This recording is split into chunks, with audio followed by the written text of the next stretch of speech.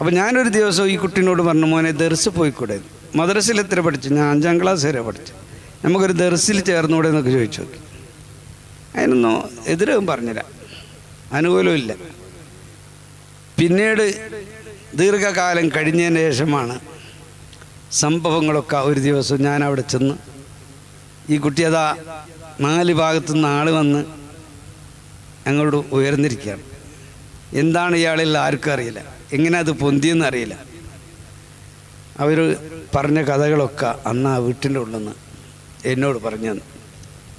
ദർസിൽ പോവേണ്ടതില്ല, അത് ഞാൻ നിയന്ത്രിക്കുന്നുണ്ട് എന്ന് അവർ പറഞ്ഞതാണ്. അങ്ങനെ അങ്ങ് കൊടുത്തതാണ്, അങ്ങനെ കൊടുത്തിട്ട് കിട്ടിയതാണ് കരീം മുസ്ലിയാർക്ക്.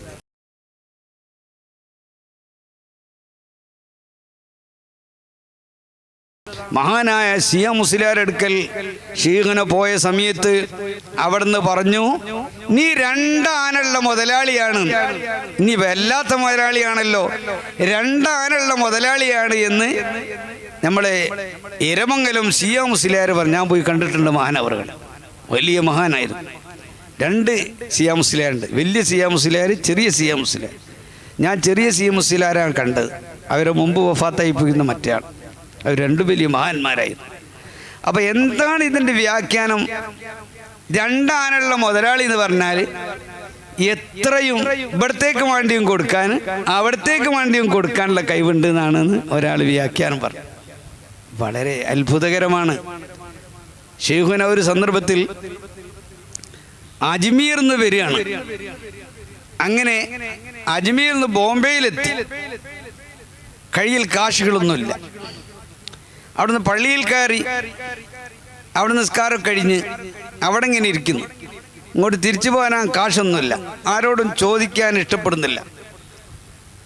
അപ്പോൾ നമ്മൾ അക്ബർ ട്രാവൽസിൻ്റെ ഉപ്പ അവിടെയുണ്ട്.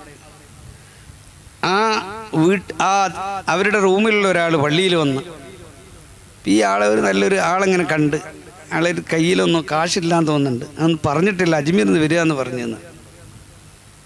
പിന്നെ ലോഹർക്ക് പോയപ്പം കണ്ട്, അസറിനും അയാളെ കണ്ടെന്ന് പറഞ്ഞു. എന്നാൽ അവരങ്ങോട്ട് കൂട്ടിക്കൊണ്ടുവരുന്ന. അങ്ങനെ ഇയാൾ കൂട്ടി അങ്ങോട്ടുണ്ട്. അക്ബർ ട്രാവൽസിൻ്റെ ഇന്നുള്ള അയാളുടെ ഉപ്പ അവിടെ എത്തിയപ്പോൾ നന്നായി ഭക്ഷണം കൊടുത്തു. ഭക്ഷണം കഴിച്ചിട്ടില്ല, ഭക്ഷണമൊക്കെ കൊടുത്തു. ഇനി അങ്ങോട്ട് പോകേണ്ടത് കോഴിക്കോട്ട് എത്താൻ മാത്രമുള്ള എല്ലാ കാശും ഏൽപ്പിച്ചു. അപ്പം അവിടെ നിന്ന് 2-3 തവണ പറഞ്ഞെന്നാണ് എൻ്റെ ഓർമ്മ. അക്ബർ അക്ബർ അക്ബർ എന്ന് 3 പറഞ്ഞു. അങ്ങനെ അയാളായിട്ട് അക്ബർ ആയതാ. അങ്ങനെ അയാൾ തുടങ്ങിയ അക്ബർ ട്രാവൽസ് ആണ് ഇന്നിപ്പോൾ മങ്ങം നടത്തിക്കൊണ്ടിരിക്കുന്നത്. അയാളുടെ അക്ബർ ആയതാ. ഇതുപോലെയായിരുന്നു കരീം മുസ്ലിയാർ. കരീം മുസ്ലിയാർ ഷെയ്ഖിൻ്റെ പള്ളിയിൽ ഒന്ന് ചെറിയൊരു കുട്ടിയാണ്.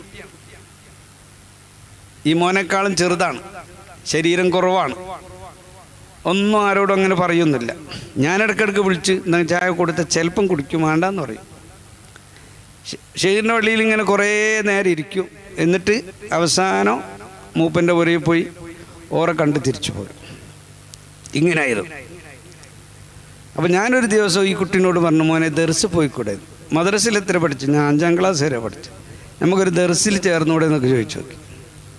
അതിനൊന്നും എതിരും പറഞ്ഞില്ല, അനുകൂലമില്ല.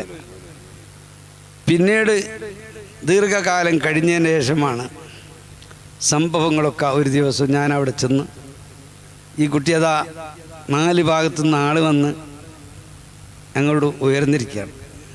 എന്താണ് ഇയാളിൽ ആർക്കും അറിയില്ല, എങ്ങനെ അത് പൊന്തിയെന്ന് അറിയില്ല. അവർ പറഞ്ഞ കഥകളൊക്കെ അന്ന് ആ വീട്ടിൻ്റെ ഉള്ളിൽ നിന്ന് എന്നോട് പറഞ്ഞു. ദർസിൽ പോവേണ്ടതില്ല, അത് ഞാൻ നിയന്ത്രിക്കുന്നുണ്ട് എന്ന് അവർ പറഞ്ഞതാണ്. അങ്ങനെ അങ്ങ് കൊടുത്തതാണ്, അങ്ങനെ കൊടുത്തിട്ട് കിട്ടിയതാണ് കരീം മുസ്ലിയാർക്ക്. അത് ആഖിറാണ് കൊടുത്തത്. അക്ബറിന് കൊടുത്തത് ദുന്യാവാണ്. ആഖിറില്ല എന്നല്ല. ഇങ്ങനെ ഏതും കൊടുക്കാൻ കഴിയുന്ന 2 ആനുള്ള മുതലാളിയാണ് എന്ന് സിയ മുസ്ലിയാർ പറഞ്ഞ അതേ അനുഭവം ഇതുപോലെ ഒരുപാട് ആളുകളിൽ ഷെയ്ഖിനെ കൊടുത്തിട്ടുണ്ട്.